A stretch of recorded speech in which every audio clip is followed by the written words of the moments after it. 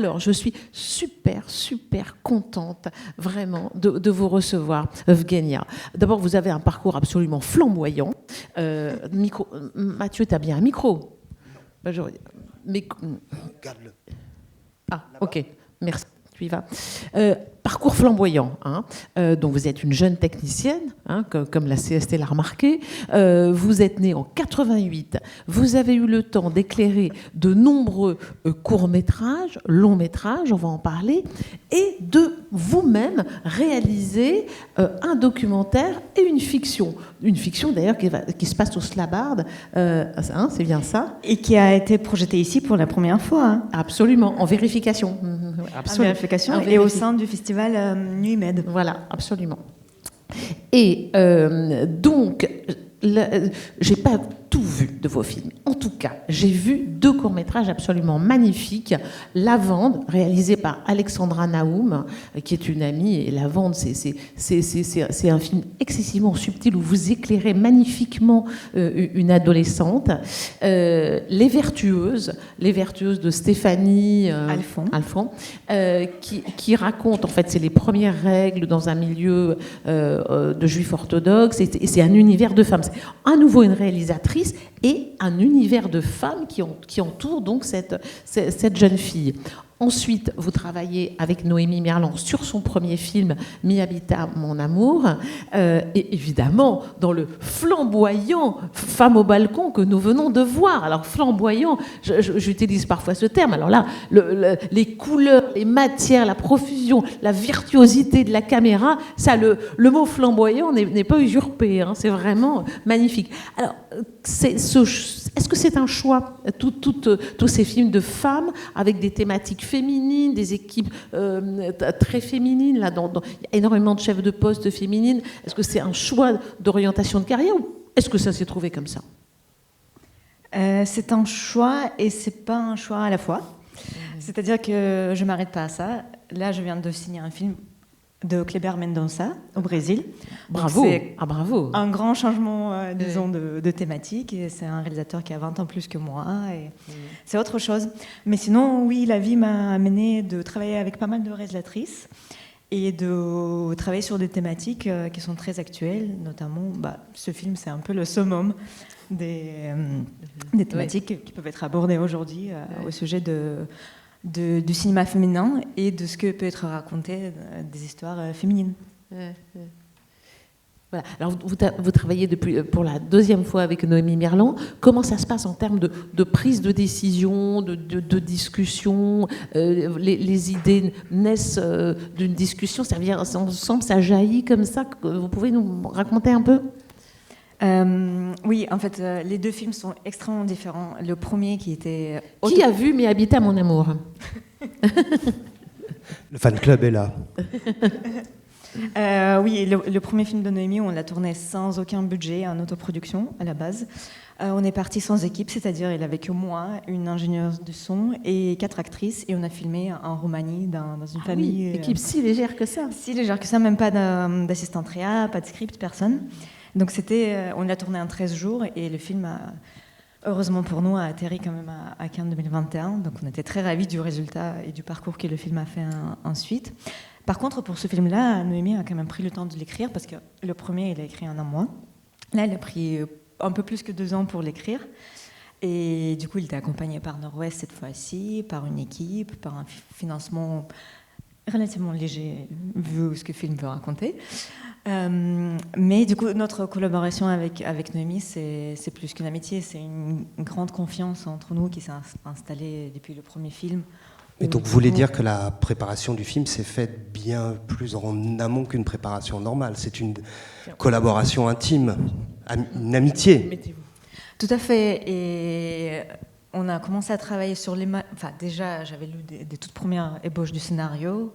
Et après, on a commencé à travailler sur l'image et sur l'aspect visuel du film bien avant qu'il soit en pré-production.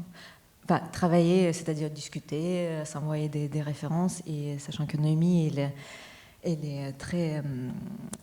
une grande famine des inspirations. Donc, il regarde tout le temps des albums photos, des films, et il les avale, les films 2 par soir. Donc, il m'envoie tout le temps plein de références, plein de mouvements de caméra qu'il a envie d'exploiter dans son film.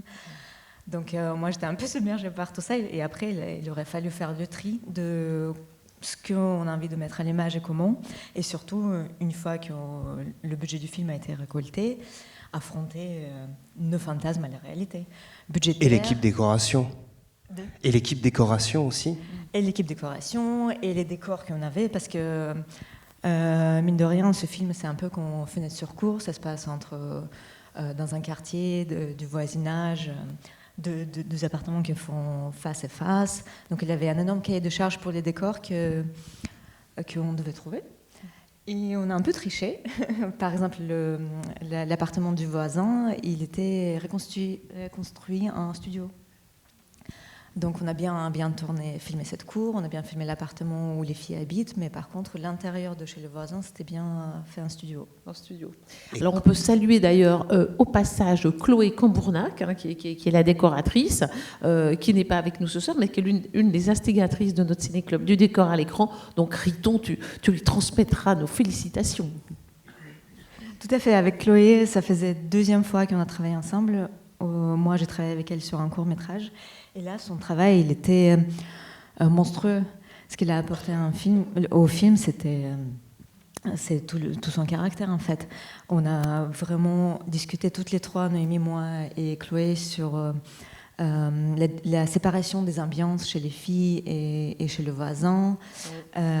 Chez les filles, l'appartement, on l'a récupéré, c'était des murs beiges, sans aucun mobilier qui est utilisé dans le film. Donc c'était tout complètement repeint, reconstitué et recréé. Et chez les voisins, c'était fait un studio, donc toute la construction, c'était pour elle. Elle a apporté un soutien énorme à Noémie. Et elle est photographe aussi. J'ai vu au générique qu'il y avait des photos de Chloé. Des photos de Chloé. J'ai vu ça. Photographie, il y avait une liste et il y avait Chloé. D'accord.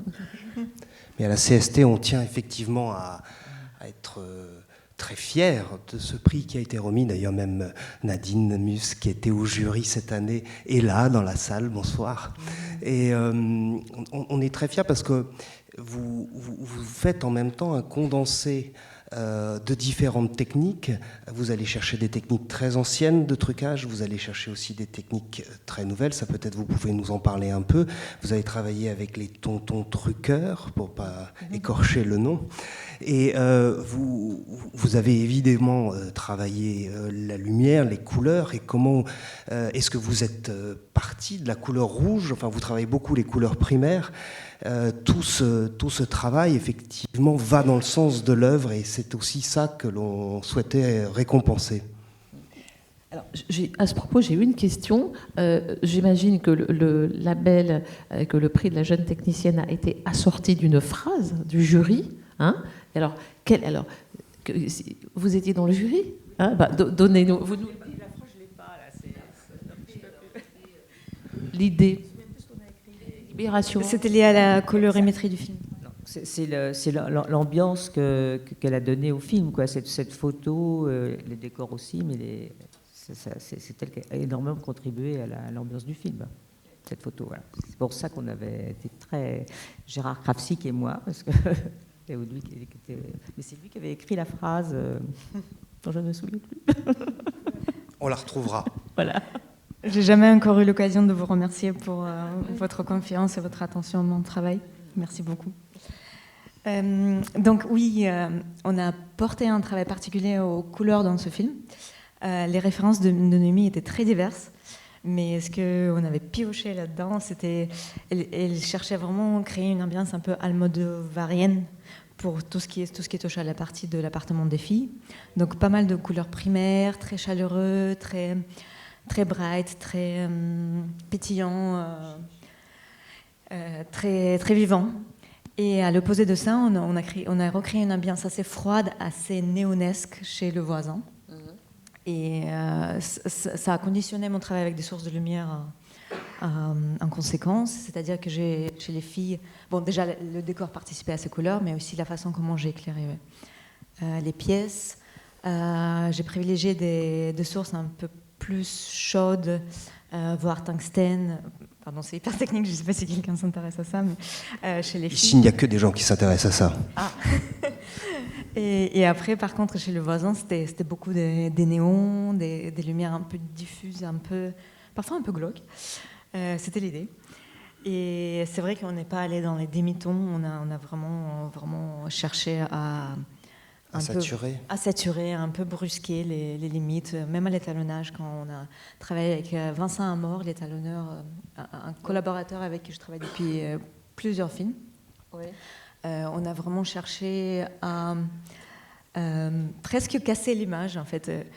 J'avais tourné un truc relativement propre en tournage, mais toujours à l'étalonnage, on cherche à aller jusqu'aux limites de ce que la caméra nous permet, de ce que le cinéma nous permet.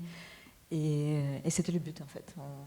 Parce que le film, il est burlesque, il n'est pas dans des demi-tons, donc à l'image, on cherchait la même chose. C'est une grande qualité du film, la fluidité entre les genres, de passer du burlesque au fantastique. C'est avec vraiment un vrai virevolte comme votre caméra, vraiment. Bravo. Alors, on parle. Mes chères spectatrices, mes chers spectateurs, avez-vous des questions, des réflexions, des exclamations souhaitez-vous intervenir d'une façon quelconque ? Peut-être dites-nous un mot quand même sur la façon dont vous avez réussi à recréer le vis-à-vis. Vous avez travaillé sur de l'incrustation, mais vous pouviez voir sur le plateau les résultats en temps réel. Tout à fait. Donc on a travaillé avec ce prestataire qui s'appelle Tonton Trucker. Et en fait, donc on tournait un studio.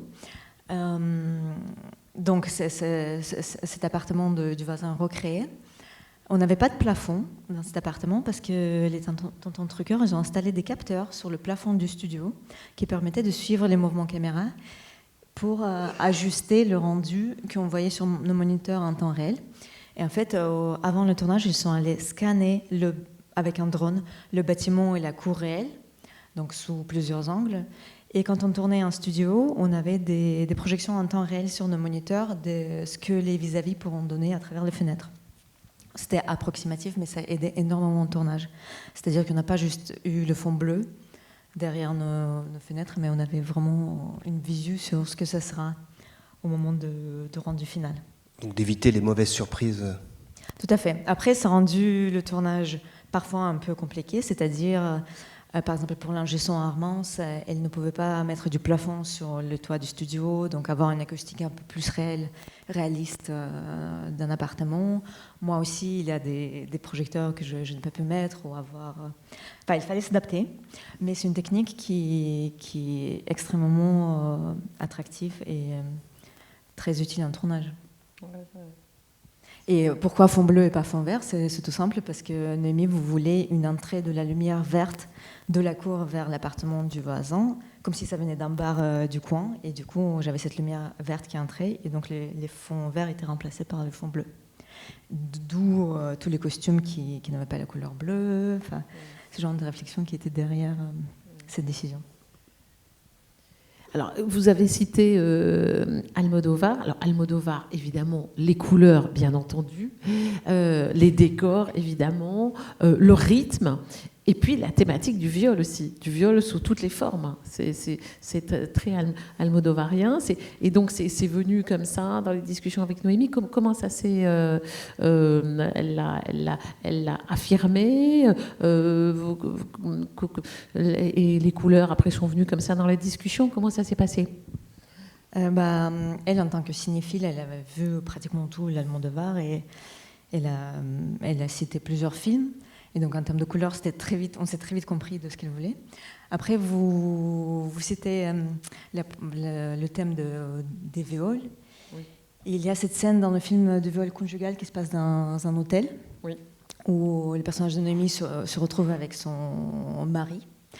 Et en fait, c'est un plan séquence qu'on a tourné, donc qui dure, je ne sais pas, 7 minutes ou enfin, quelque chose comme ça. En fait, c'est un plan séquence qu'on a tourné dans une toute petite pièce, dans le véritable hôtel du Roule.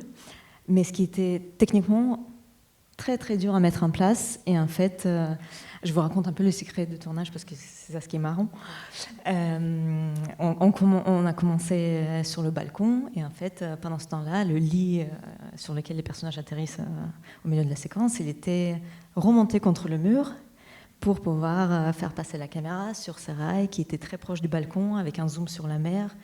Et du coup, en même temps que je commence mon dézoom, je recule sur ma caméra. Pendant ce temps-là, la merveilleuse équipe de décor du tournage glisse le lit, installe tous les draps, tous les oreillers et tout. Et les personnages, ils étaient très forts.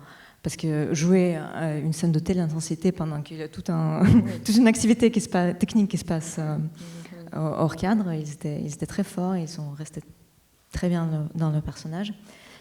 Et donc c'était un vrai challenge technique et on tenait à le faire en plan séquence. Donc on ne voulait pas du tout découper cette scène, on voulait vivre l'intensité du moment avec le personnage de Noémie. Donc voilà. Oui, j'arrive avec un micro.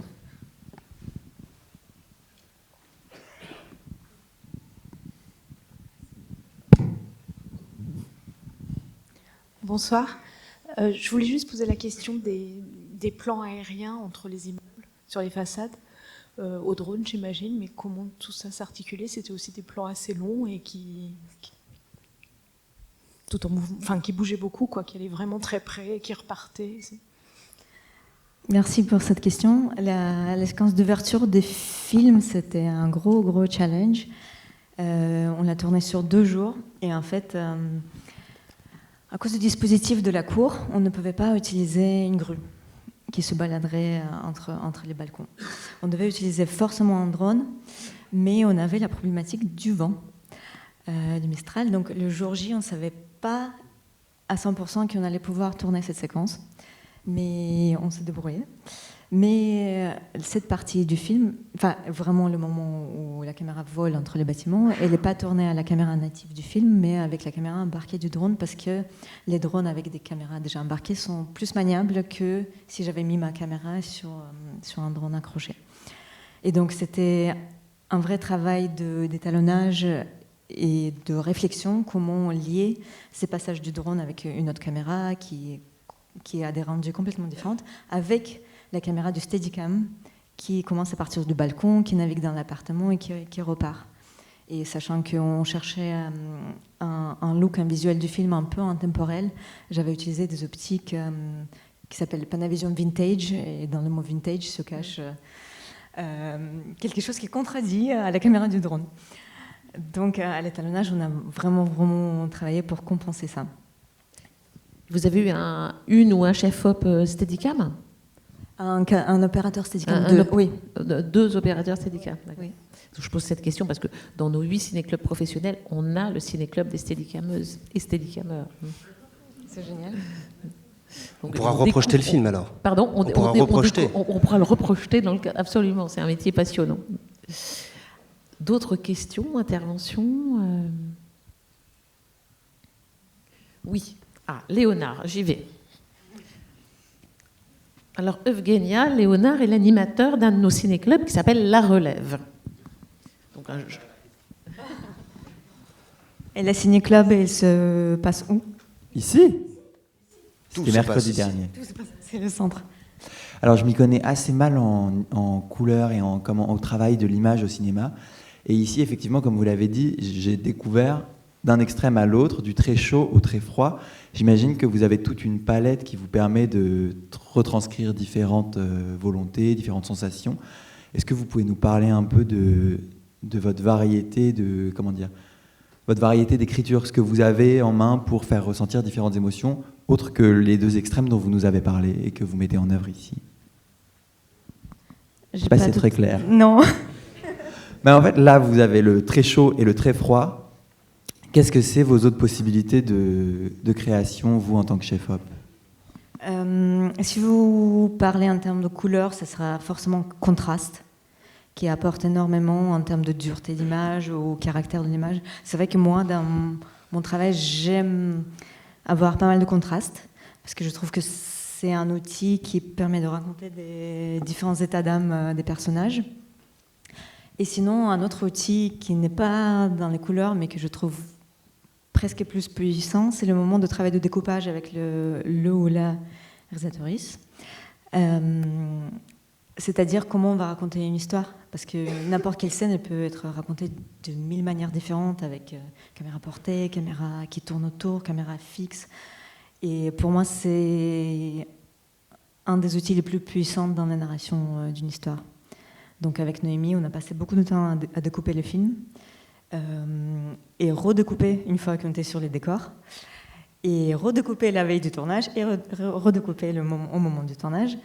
Et c'est normal, c'est les moments de créativité, c'est là où ça vient. Mais sachez qu'il y en avait beaucoup plus de plans de séquence que ça a fini dans le film. Mais sinon, le film, il aura duré 3 heures.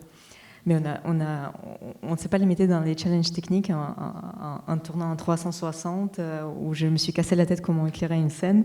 Et finalement, c'était pas mal découpé après. Mais je pense que...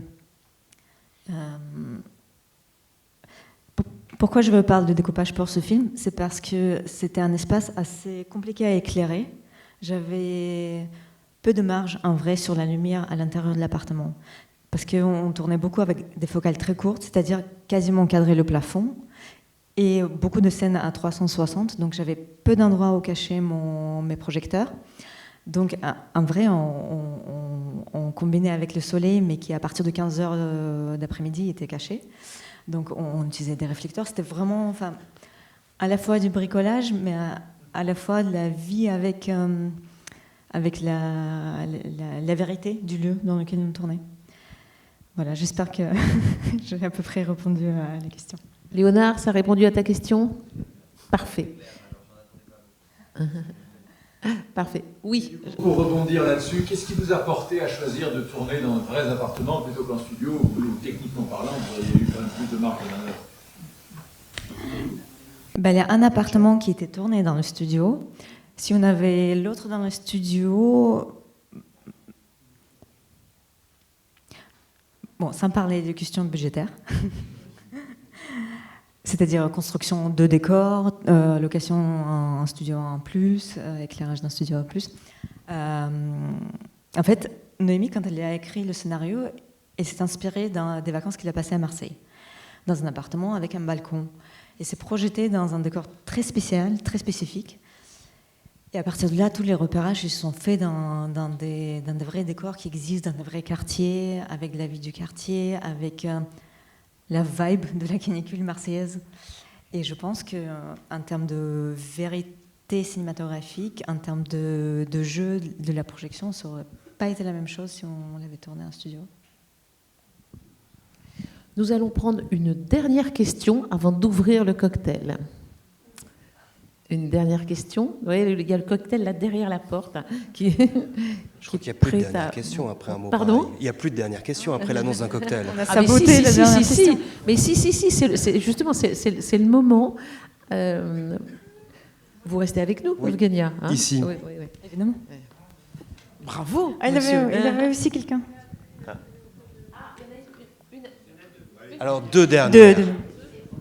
Quel est le plan dont vous êtes le plus fier dans le film ? Ça va être un peu ennuyeux parce que ce sont des 2 séquences dont j'ai déjà parlé. C'est les séquences d'ouverture et c'est la scène du viol conjugal.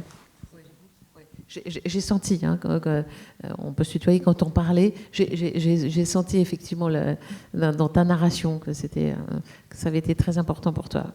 Oui, un challenge technique et un moment dense, un moment dense émotionnellement. À vivre, oui. Ouais. Parce qu'on était tous très très proches à ce moment-là et on a tous vécu, enfin plus ou moins vécu, ce qui se passait dans la scène. Ouais. Bon. Eh bien, il ne me reste plus qu'à te féliciter une nouvelle fois, vraiment. Et vous aussi.